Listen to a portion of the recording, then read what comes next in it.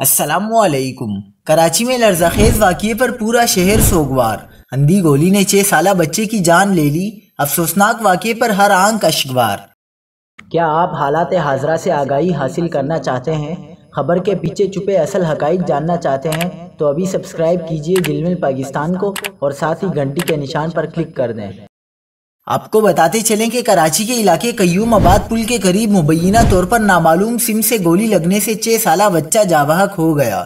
بچے کے والد عبدالرؤوف نے بتایا کہ ان کا بیٹا عبدالغنی اہل خانہ کے ہمراہ گاڑی میں سوار تھا کہ اسی دوران اچانک گولی ہائی روف گاڑی کا شیشہ توڑ کر پچھلی سیٹ پر بیٹھے بچے کو لگی، جو جان لیوا ثابت ہوئی۔ انہوں نے بتایا کہ ہم میڈیکل سینٹر سے مہران ٹاؤن جا رہے تھے کہ اچانک فائرنگ کی آواز آئی اور بچے کی چیخ سنائی دی۔ میں نے فائرنگ کرتے ہوئے کسی کو نہیں دیکھا۔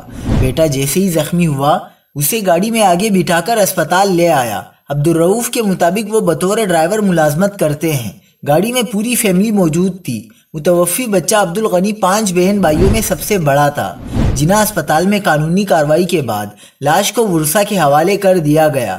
لواحقین نے بچے کی لاش کو تدفین کے لیے آبائی علاقے نوشہر و فیروز منتقل کر دیا ہے۔